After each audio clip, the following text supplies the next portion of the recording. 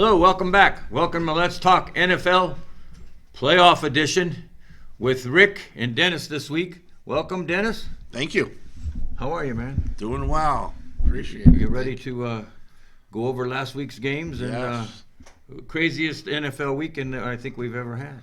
There were some.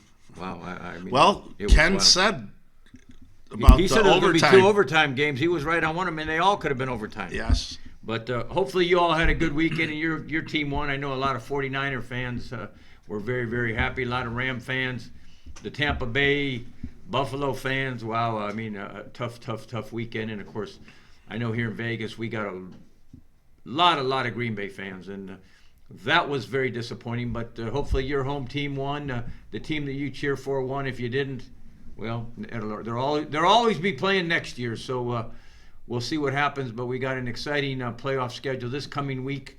We're in the championship of both leagues. That's kind of fun, and a couple weeks away from the Super Bowl. So we're winding down here, and hopefully your team is still in it, and it's been a good year for you, and your gambling and fun things you do with family and dinners over football have all been great. But we want to thank you for being viewers. Thank you for liking our shows. The audience, the viewing continues to go up, and we're very, very grateful. This is fun, and this is going to be over soon, and then we're going to get right into NBA, and I'll have Let's Talk NBA, and Jack will probably be back in the studio by then. He's had a lot of family things going on, and we'll continue to have Ken the Phantom in, but they both were not able to make it this week. But Dennis and I are very, very capable of holding it down, and anyways, we're better than them at it anyways, right? We try. Wait until they watch this show. We try. What was your prominent thought about the playoff games last week? I mean, what a crazy weekend. Well, one of the things that I noticed looking at both of the weeks is when we talked on the show, the previous shows, we were talking about point spreads and what were the point spreads and so on and so forth. Out of the 10 games that were played, the points didn't come into play once. If you won the game, you covered the spread. Yeah. So if you were a favorite in one, you did it. If you were the underdog and you won the game, the points didn't matter. So what's crazy is that we were so close. We were so close to the underdogs winning every game. I mean, Buffalo loses the way they lose. I mean, to lose that game that way. I mean, what were your thoughts on those last 13 seconds? What happened there? Because I know you saw it like the rest of us fans saw it. And Buffalo fans, I really feel so bad for you because every time they get close, something bad happens over the years. For many years, I mean, the Buffalo players were on the sideline crying, hugging each other. The coaches are hugging each other. It's like this game is over. Well, you happen to be playing a pretty good team in Kansas City, and it changed quickly. It sure did. It changed quickly, and then overtime you knew it was over. The first team that got the ball really was going to win, and that's what was crazy. That coin toss really relegated what was going to happen in that game because I believe if Buffalo would have got the ball first, they would have scored a touchdown. But he called tails. Allen called tails. It was heads. Mahomes got the ball, right down the field. Whew. Well, Andy Reid even said that maybe they need to reconsider. But, the horse is out of the barn at that point. Hey, nothing you can do this year. I guess it's easy to should you give the other team a chance? Be that way when you're the winner. Hey, you're going to be the nicest guy in the world when you're the winner. You're the guy going on. But what I was thinking was, first off, I was very happy because my big play last week was the over in the Kansas City game. So nice. I had that in the can, so that made me feel good. I also did have Kansas City. So when it went into the overtime, I was, saying, okay, I have -3. Worst, maybe I get a push. Yeah. And they sure moved it, and obviously they did the last 2 times they had the ball. I think, maybe they figured something out. I don't know. Yeah. Well, it was interesting because they both were moving the ball, and I can't believe how wide open Buffalo receivers were, in particularly Gabriel Davis. I mean, that guy had 4 touchdowns. I never saw anybody around him. I mean, that last touchdown with 13 seconds left, and by the way, it was 4th down. they hit that touchdown on 4th down, and I mean they were ecstatic, as you know. Absolutely. 13 seconds left, but did you see? In your mind, is it just the way the game happened and Kansas City's that good, or in your mind could Buffalo have done something different to stall that game to get those 13 seconds out before Kansas City was able to kick a field goal? I mean, there's a lot of opinions out there, and there's a lot of people that talk after the game. What were your thoughts? There's nothing I could point at somebody and say, you really screwed that up. Like the San Diego coach Charger coach, when he was calling those timeouts. Oh my God! In the last game of the season. Yeah.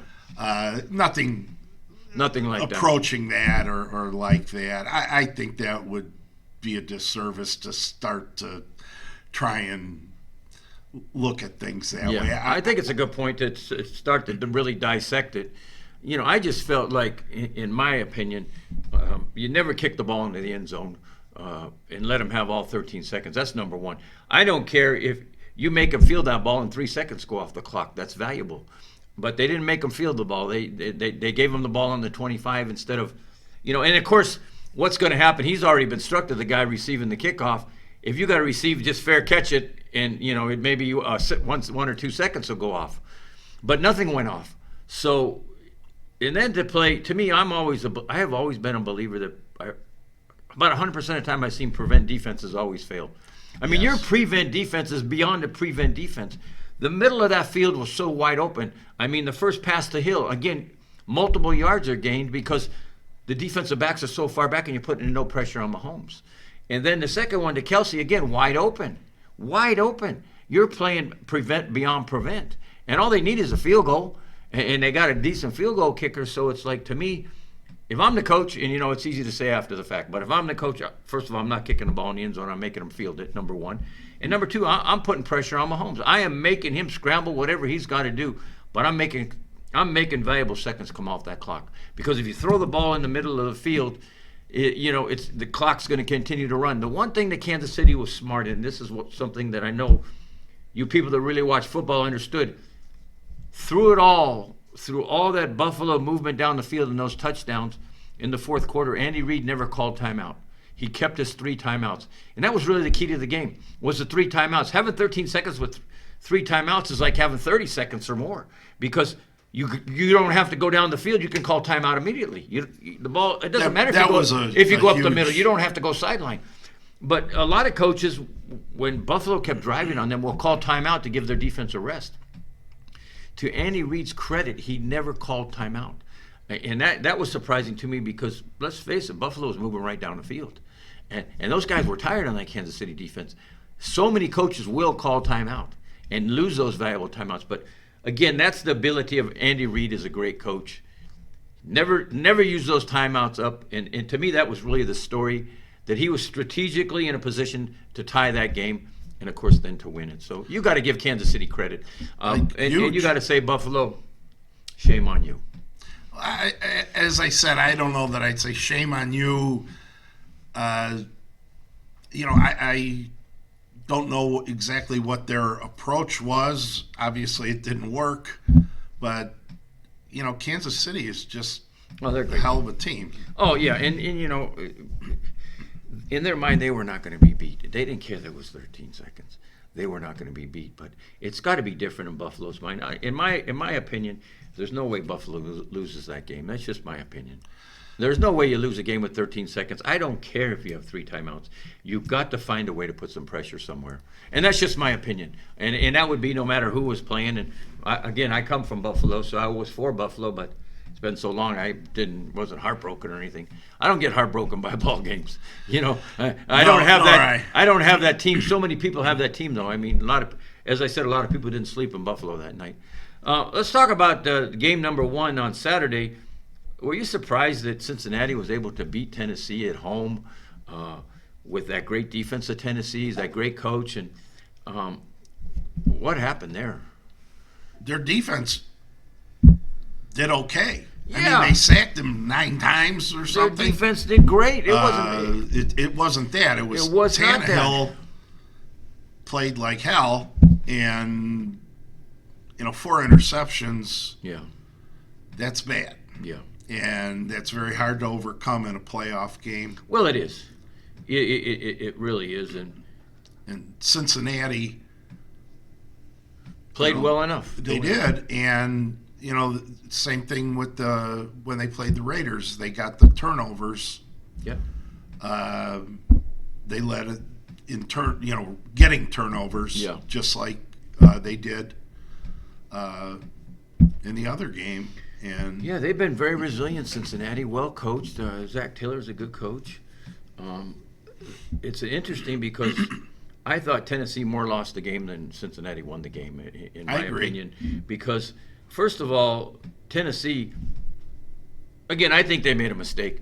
Derrick Henry, yes, he was back, but you could tell he was not himself. He was not dragging guys. He was getting hit and going down immediately. He did not have that Derrick Henry power. But the other kid that was in there all that time while Henry was out did a great job. Actually, they had gained more yards per game than when Henry was playing. And every time the kid came in, he had a good game. And I just felt like you were playing the wrong player in that game, and it really affected the efficiency of them. A couple of times on 3rd and 4th down, they're giving the ball to Henry. They know it's going to him, and they're doing nothing. They're losing, 2 and 3 yards. But Tennessee's game plan was horrible. Again, they played good defense, but I mean, I don't believe they should have lost to Cincinnati. I really don't. Well, they almost didn't. Yeah. It was. But they did. 4 interceptions are hard to overcome. It's ridiculously hard. Yeah, just like, you look at that Ram game. They tried to give it back. The Rams looked great offensively. They really, really put it to Tampa Bay. Tampa Bay didn't know what was going on. And then, the defense played so great against Brady.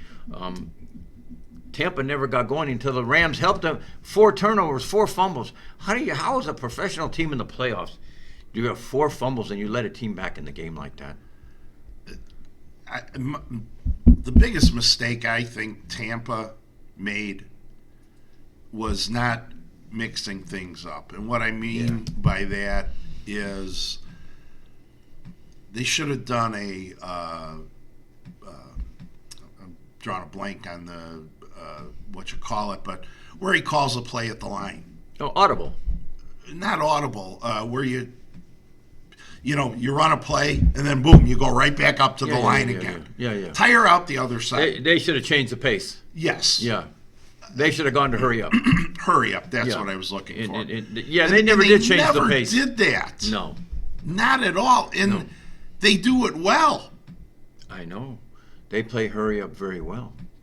And again, you look at Tampa and you're throwing to Mike Evans and Fournette out of the backfield. What else are you doing?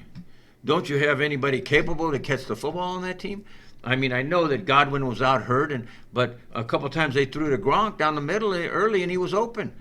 They let the Rams get way ahead of them, and then, of course, they were so close when Rams fumbled and were giving up the ball. I mean, the Rams were ridiculous. The game was really over when you got a guy 1st and goal, Cam Akers for the Rams fumbling on the 1-yard line when they were about to go up 7 more points. The Rams really put it to Tampa early, but then they opened the door and let them back in. I mean, that was so concerning because are you kidding me? You let Tampa tie that game, and then after that, Tampa makes a huge mistake. 2 passes down the field, and again, the same thing happened. 2 passes to Cooper Kupp, and the game's over. They kick a field goal, it's over. I'm like, how do you let a guy go down the middle of the field? How do you let a guy go down the middle? You don't have 2 safeties back there? How do you let Cooper Kupp get down the middle and then kick that field goal to win? I mean, there was a lot of mistakes in these playoff games. Going back to that fumble. On the one by Akers? Yeah, I read a story in the Las Vegas Review-Journal that there was a guy had like a $25,000 or $50,000 bet on over in the first half, and by that fumble, he lost the bet. Oh my God, that's crazy. And Akers put the ball on the ground again in a key situation, and people don't realize that they weren't watching because it was at the end of the game, but there was a fumble at the end of the game that he pulled right back in, and the Rams continued on that drive. But you know, The Rams. going back to what I had mentioned earlier about that hurry up, when you have a pass rush coming at you, like the Rams pass rush is that good, why They coming for you. Why wouldn't you go to that hurry up to try and tire those guys out? Yeah, exactly. Where, you know, I understand your guys get tired too, but that's the thing I keep going back to. Yeah, you were In that- disappointed they didn't in get the that hurry up. game. They were very lethargic offensively, and it looked again like Brady was a little bit off. And you know, I saw him come off the field a couple times, and he looked I would he looked use the disoriented term to me. uninspired. Yeah, and I mean that's surprising. And then after the game, of course, he's like, "Well, you know, family plays a big role in whether I'm coming back or not." And the minute you say that, as far as I'm concerned, you're retiring. When they say, you know, my family's got a big decision in it, you know, just like it was surprising Sean Payton walked away from New Orleans, you know, a gravy job, but it's been a lot of pressure on him. Well, He's gonna walk away I think for 1 he year. makes about $8 million. Yeah. He's going to walk away and take a job as an announcer, work half as hard, and make about $4 million. Yeah. So I don't think that's that hard of a decision. There was a guy who had that type of deal, Urban Meyer. Urban Meyer had the announcer job, and he decided to come back. So did and go. John Gruden. Yeah, I mean, look, it's they have it in their blood. You know, I heard somebody give me an analysis the other day, a guy who's real big on sports, and he said to me, "You know what's happening, don't you?" I said, "Well, what's happening?" Peyton is going to take 1 year off. They're going to keep McCarthy in Dallas for 1 more year. They're going to let him coach 1 more year. They're not going to get rid of him. And then Peyton's going to get that job next year. Well, that's great, but It could happen, but I don't really care. He to has be a honest with you. 3-year contract. Yeah. Uh, In New Orleans is going to have to let him out of it. Right, and that ain't happening unless you give up draft choices. Yeah, you're going to have to give up a lot of draft choices. So I don't believe all that. But then, you know, that was a take from I know so many guys that play the odds in this city. But the biggest surprise to me, Dennis, was the Green Bay game. I thought for a team who was at home, the elements were supposed to be their friend, who was going to dominate at home.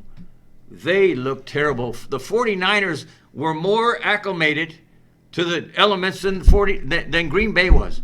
I mean, Green Bay special teams. Come on, man. This is the NFL. To get an easy field goal blocked, miss an extra point, and to get a punt blocked. You got to realize this game is in the fourth quarter. It's 10-3. If they get that punt out of there, the Niners were never going to score a touchdown against Green Bay. Green Bay's defense played actually better than any defense in the NFL playoffs. Green Bay's defense gave up, 3 points? Yeah. Well, that's one job that'll 6 be open. points? The special teams coach on Green Bay. I'm surprised he hasn't been fired yet. I mean, this is the again, NFL. I've seen teams. Green Bay was like they were toying with them. In the beginning. Yes. We know we can beat you, but That's how I felt.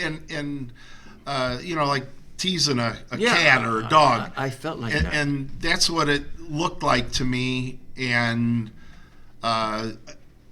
again, they didn't look like they really wanted to win. Again, very uninspired. And Rodgers was uninspired. I mean, I thought Rodgers was the worst quarterback in all of the playoffs. Well, Ryan Tannehill was pretty bad. I mean, he's always found a way to lose. Tannehill, I'm not a fan, but I don't know how many of you are fans of Tannehill, but Tennessee, ridiculous. No, and they really need ridiculous. They either need to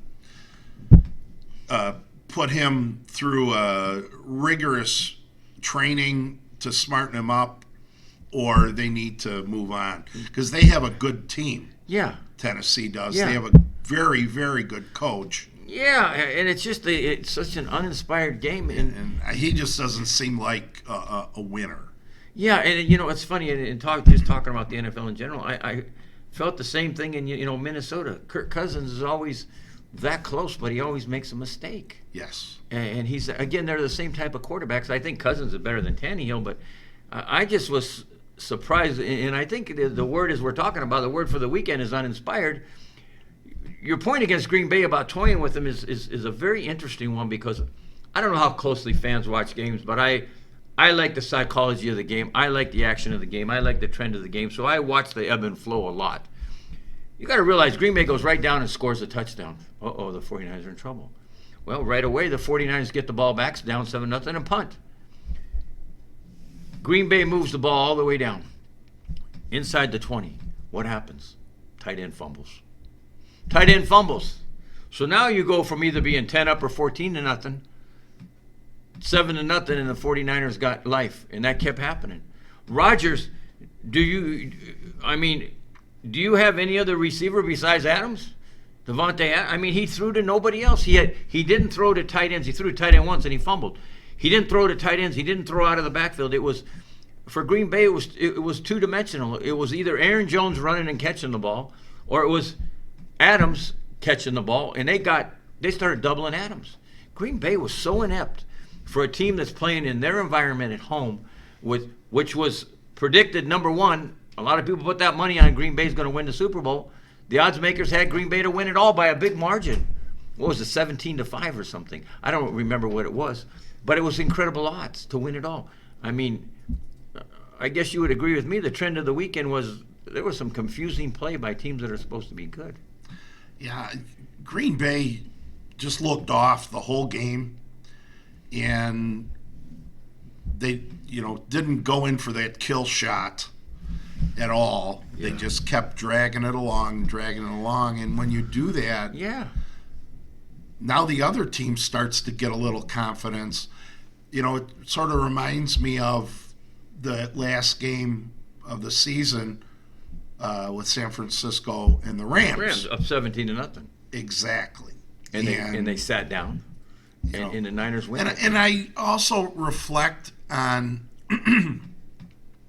back when Peyton Manning used to play for the Colts, and they would always be up huge in their division and then rest them the last game. Yeah. And then they lose their first game. Yeah.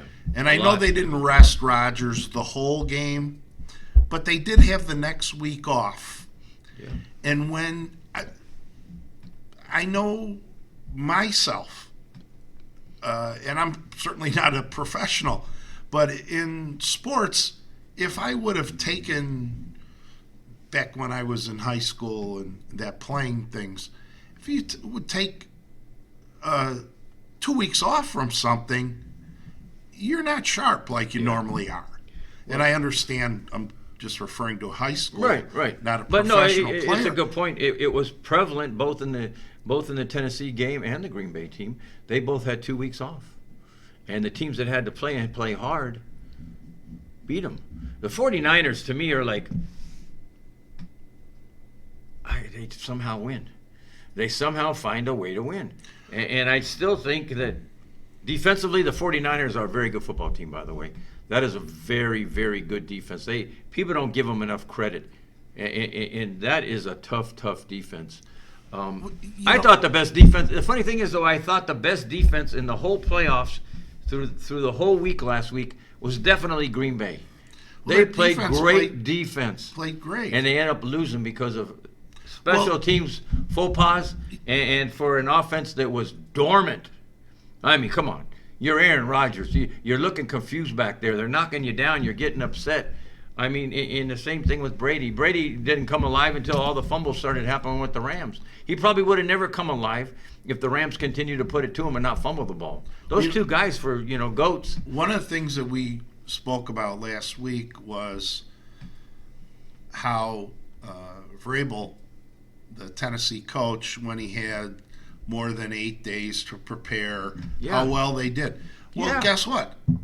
The team was prepared. Yeah, and they could have won that game just as easily as they lost the game, but Tannehill blew it. Yeah, and I know it's a team, but yeah, and I mean he was and I think their play caller blew it because they ran some bad plays. I mean, you knew that Derrick Henry, I mean, as a fan, I knew when Derrick Henry was getting the ball and when he wasn't getting it. But how about you get a little creative on fourth down instead of just handing it to the big guy and everybody's going to just pile up on him? And he wasn't himself. And again, I question whether – I think they overplayed him. I don't think he was prepared. I just didn't see that knack. I think the same thing with the Rams. Cam Akers had been out all year with that torn Achilles. He played the last game of the season, the first playoff game, and he played well. But then last week, I think they gave him the ball too much, and he was tired. I mean, when you get mentally and physically tired, you're dropping that football. A guy who's a great running back doesn't put the ball on the ground like that. You look at that kid Najee Harris at Pittsburgh. The whole year, the kid had one fumble, and it was in a playoff game. But that kid had one fumble all year, and I like a guy who hangs on to the football, man, in the NFL. But it was a fun weekend. I thought that all the defenses were good. You can't. With Kansas City and Buffalo, they both have good defenses, but those offenses were so just like on it. You get to the point where I don't care how good your defense is. If you're protecting the quarterback, or if you have a quarterback that moves like those two guys, they can both run. You have so much to take care of. I mean, when you got a quarterback that can run and pass as well as they both do, I mean, Mahomes and Josh Allen, kudos to the both of those guys. They played incredible games. I believe they're evenly matched. I think they're both incredible players with great futures. I was surprised to hear though that Mahomes is actually older than Allen. Allen's 25 and Mahomes is 26. I didn't know that, and it's interesting. But it was a great Kansas City in Buffalo was an incredible game. It sure was. And as a fan, you got everything you wanted. In those other three games, well, there's people they weren't great games. Saying that was the best game they ever saw in their life. It was up there for me. I mean, that was an incredible game. That was an incredible game, and it's a shame they didn't say, okay, we're gonna give the ball to Buffalo and see if they can score. And just let them battle it out some more. But you get to Kansas City's credit, they knew they had Buffalo on the ropes. Once that game got tied, Buffalo lost all mental capacity. They couldn't believe that they got tied. You got that right. And I mean, they went right down the field. There was nothing to stopping them. It was practice. They went right down the field. And kudos to Kansas City. I hope you all enjoyed the weekend. I mean, I was a guy that watched both games on both days, and not a lot of people have as much time as I do to watch sports, but I love it, and I was able to watch all the games. I schedule everything I do around it, and it was a lot of fun. Some disappointments. I was very disappointed in Tennessee, very disappointed in Green Bay. Those guys were really disappointed. I wasn't disappointed in Tampa Bay. I just thought that they were up and down all year, and the Rams are a pretty good team. If the Rams can hold on to the ball, they're going to be tough to beat. Let's get into the two playoff games. First one up, AFC Championship. Kansas City -7. Cincinnati going into Kansas City. It's a -7, right? Is that what the latest odds are? -7. -7, 54.5. Some places 54.5 might have 54. How do you analyze this game in Kansas City? Is Kansas City going to keep going, or did they get too worn out this past week? Kansas City lost to Cincinnati earlier in the season. Very early. I think that'll make Kansas City wake up a little and say, you know what?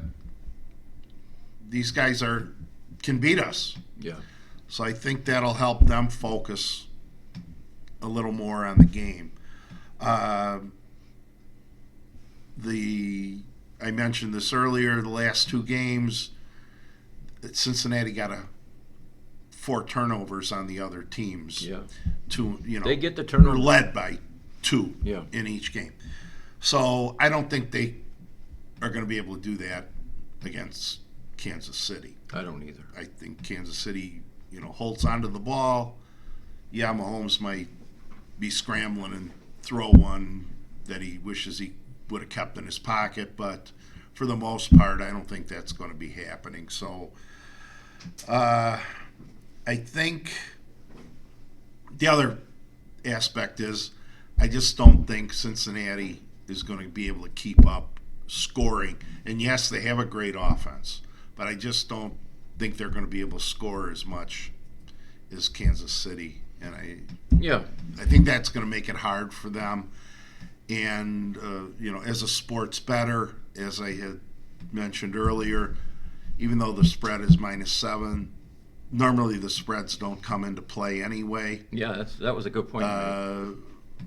So I definitely am looking at. You're heavy on Kansas City. Kansas City, yes. I would agree with you for a couple of reasons. First of all, I always look at the psychology of the game. The ability has to be there in this round of the playoffs. But, Kansas City's whole thing this whole year has been Super Bowl or bust. And I've heard them say over and over, and more than one guy on the team agree to it. If we don't make it to the Super Bowl and win it this year, it's been a busted year for us, because our goal last year is when we lost that Super Bowl, we were coming back and winning this year. And you saw that so clearly in the Buffalo game. They didn't get a sense of urgency. They were going to win that game. That was just Kansas City. They had a plan. Andy Reid doesn't panic. They had a plan. And Mahomes and Hill and Kelsey were going to carry it out for him, and then the kicker to tie that game. And then, of course, they won in the end. But I actually think that, Cincinnati's a pretty good offense. They got Mixon, who bangs the ball in there hard. He's a good runner. He softens up the defense. There's nobody better than Chase this year. What an incredible little receiver for a rookie. But beyond that, I really don't see that much on that Cincinnati offense that's killer. I think that they're like two-dimensional, and it's not going to be enough to beat Kansas City. And the reality of it is, Kansas City and Buffalo, to me, are the two best teams in the NFL this year. They happen to have their Super Bowl game last week. Buffalo's a really good team. Cincinnati is not the same kind of team as Buffalo. Buffalo and Cincinnati at their best days are a much different team. And Kansas City is going to be home again. They're going to be very cognizant of the fact of what happened last week. Hopefully they shore up their defense, their pass defense better, because, for one guy to score 4 touchdowns and have, 200 and something yards against them, that's ridiculous. One of the Gabriel Davis was a beast. I give that guy a lot of kudos, by the way, in Buffalo. What a big game. What a big game that kid had. One of the most fun things in the NFL this year for me was watching Burrows and Chase, yeah. the receiver. Yeah, the kid from LSU. That is just beautiful. Well, and they were teammates. Yes. And they won a national title together. And I, like I said, that was one of the neatest things I saw all year. Yeah, and what a connection. And, yes. And Burrow, the kid, for a second-year guy, has swag, man. That guy believes, he's confident, he's very cocky. Not bad cocky, good cocky. No, he's a lovable kid. He's going to grow too. But man, he believes, and he's and that's the thing you get into. Cincinnati believes, but I know you believe in all this stuff, but when you get to this level in this game right here, and KC's been there so many times, and they're at home, and they came that close to losing. I just think that Kansas City is going to have their A+ game, and I think that you're probably, even if you get an A game from Cincinnati, they're going to lose. I actually think Kansas City will win by 10 or more. I wouldn't be surprised if they win by 14, 17 points. I wouldn't be surprised if this is not a close game. That's just me. You think it'll be closer than that? My belief is between 7 and 14. Yeah, we're on the same page on the whole thing. So, and so are a lot of think fans. They're going to score a lot of points. I like the over. I think this is the moneymaker game of the weekend. Just so people know, the last 10 years in this round of the playoffs, 11 overs, 9 unders, and the favorites 10, 8, and 2 pushes. Wow. And 2 of the losses were home underdogs that won straight up, which that doesn't apply in these 2 games that we're talking about, but that's how the point spreads have gone the last 10 years.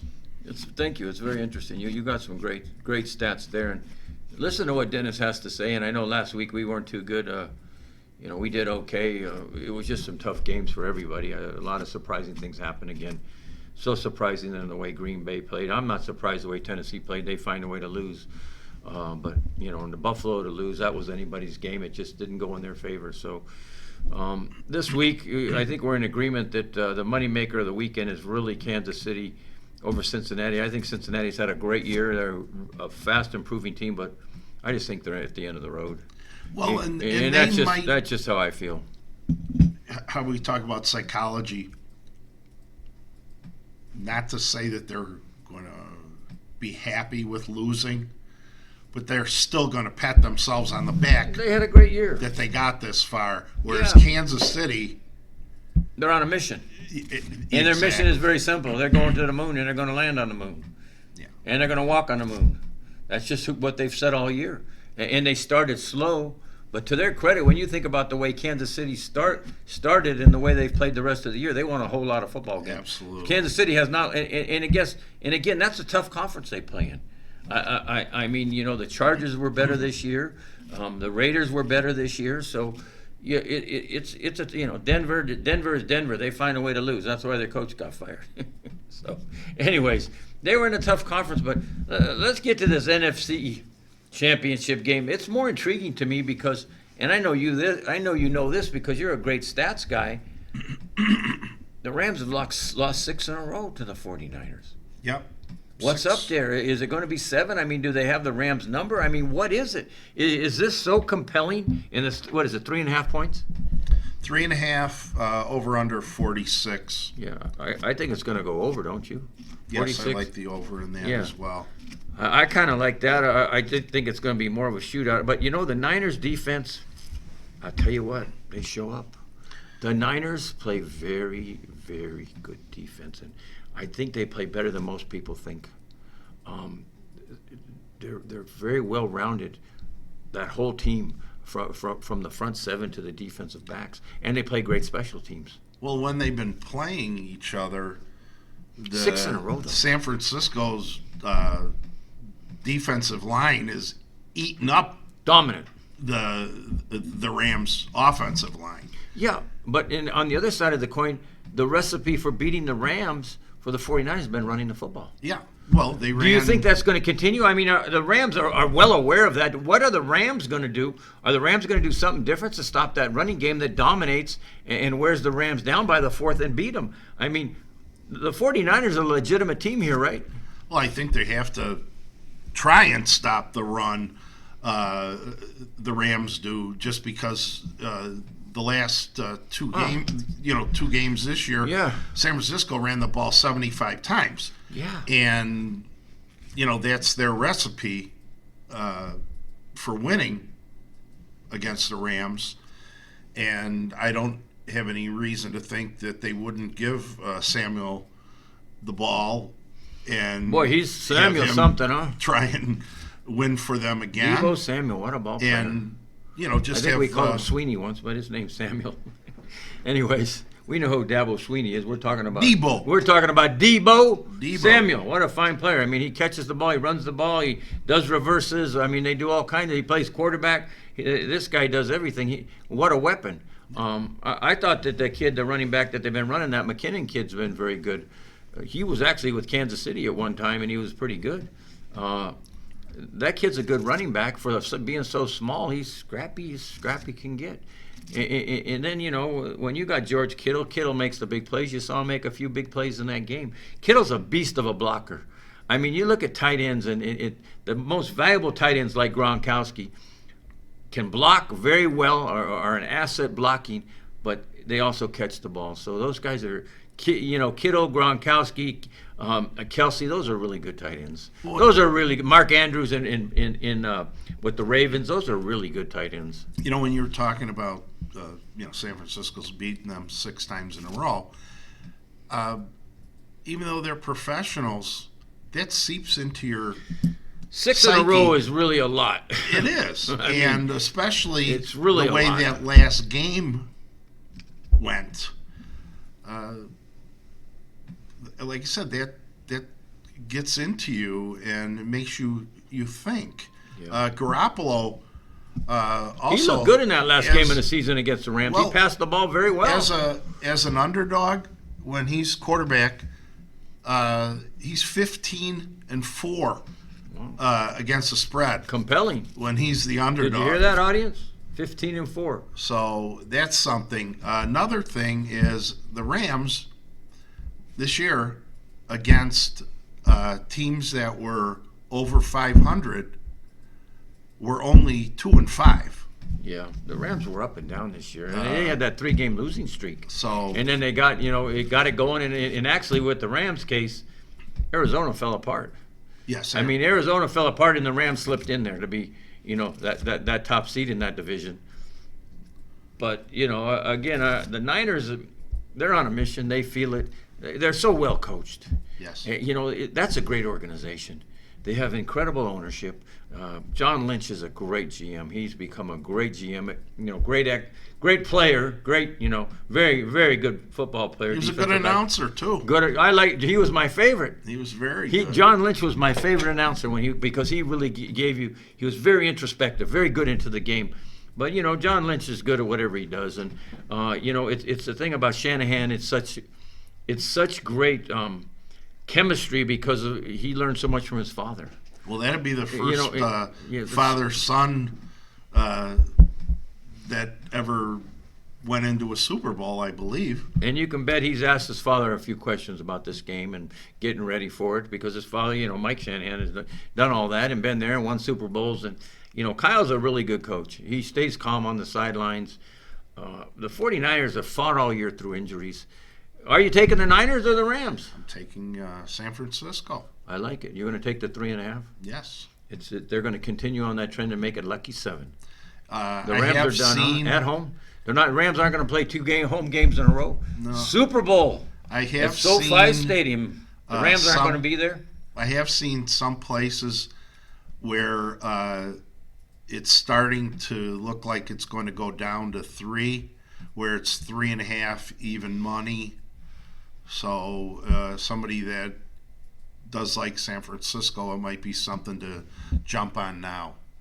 It's going to be. I think that's going to be just like the Kansas City. Yeah, that's going to be a really good game. That should be something you jump on now because there's a good chance that that's going to go up to 7.5.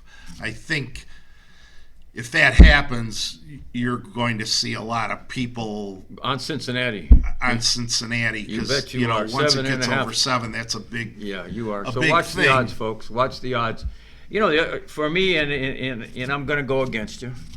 I think the Rams are going to win that game, and I think the Rams are going to win that game. I won't say easily, but I think they will win by 7 or more. I just think that the Rams have figured it out by now. They went into Tampa and beat a pretty good Tampa football team, and the Rams really should have won that game by 30 points. As long as the Rams don't find a way to beat themselves, and that's what I'm counting on, the Rams play their game and the Niners play their game, the Rams are the better team. That's my opinion. I know you like the Niners, and a lot of people do, and there's a lot of Niner fans that are watching this show, and I'm not bad-mouthing the Niners. I love their coaching staff. I love their team. Garoppolo, fellow Italiano, so I always liked him. But I just think it's the Rams' year to go to the Super Bowl, and that team is built. As I said from the start, they're built to win the Super Bowl this year. They got a lot of talent there, and watch out. I think Odell Beckham's going to have a bigger role in this game. I know they're going to be doubling Cooper Kupp. 49ers are a good defense. They're going to come after Cooper Kupp. They're going to double him and bang him at the line of scrimmage, and they're not going to let him get off the line of scrimmage. They'll need Beckham to have a good game. But I think Beckham's going to have a good team. I think Jefferson's going to have a – people don't look at Van Jefferson enough, number 12 for the Rams. He's a good football player from Florida. And the other thing is what is his name? Higbee, their tight end. He's also a fine player. Watch him catch the ball. He's a really good tight end. So it's going to be a good game. I think the Niners feel that they got the Rams number, and a lot of people feel that way. I just don't feel they have the Rams number at this point. So I'm going to go Rams, so we can have a gentleman's bet on the side. We agree on the Kansas City game, but it'll be a lot of fun. You going to watch both games? I know you got a big birthday party. Yes, but you want to say any happy birthdays on the show here today? Happy birthday to Sandra on Sunday. That's my girl. Happy birthday. Enjoy that birthday, and I know you guys are planning for it, and it's going to be a lot of fun. And you got family coming in and all that good stuff, right? Yes. A big weekend in Vegas. So they're going to let you watch the games on Sunday, aren't they? Of course. Are you sure? But at least I control the TV in my own house. So you got brunches, or you got to go someplace, or everything's going to be happening at your home, or things at my house. So the birthday's always more important, Family. I always tell people that football comes and goes, but it'll be a fun weekend. Enjoy it. Thanks for coming on these playoff shows. Your knowledge is Dennis, your knowledge is incredible. You're an amazing statistician, and it's interesting because it's a good yin and yang with us. I'm more of that, trends guy as I talk about the psychology of the game. I get into the X's and O's more than the stats, but the stats tell you, you're right. The stats tell you the Niners are going to win this game, and I think the stats tell you that Kansas City's going to win this game, and hopefully you're correct, and have a good weekend. And you want to let our audience know where they can get a hold of you. I know you gave out last night some hockey games and basketball games, and you were 100%. So you guys should be looking at Dennis's website every single day. He was 100% last night. He does really, really well. I was only 4 out of 5 last night, so on 5 NBA games, but he hit it all. Give them your information so they can get a hold of you. My website is Vans Sports, and that's vslasvegas.com. And all you have to do is sign up your email, and you'll receive my free picks. And you can also catch me on Instagram. But I always put the emails out earlier, and I usually don't put the Instagram out until just before the games are going to start. So email is always best. Thank you. Please take that down. Again, how can you beat free picks? And that Dennis is more right than not right. So if you're playing his picks every night, you're doing pretty well. And he's really, really good at this. And it's a lot of fun having great prognosticators, analyzers like Dennis on the show. It's our honor to have had you. Thanks for taking the last 3 weeks, and hopefully you'll come back and we'll wrap it up with a football Super Bowl on a couple more weeks. Yes. We got a week off next week. Yeah. Unless you want to talk about the Pro Bowl, I don't. No, nor I. We'll see you we definitely will see you for Super Bowl week, right? Yes. All right. Thank you all for watching, and have a great weekend. I hope you did well, and again, your home team won. We thank you for liking our shows, following them, sharing them. You can also get us at Roku TV, YouTube, all the different social media areas. Take a look at our shows. They're pretty good. We're proud of them, and they're pretty compelling. And when we have guests like Dennis, they're really good. So have a good weekend. Enjoy. Thanks for watching.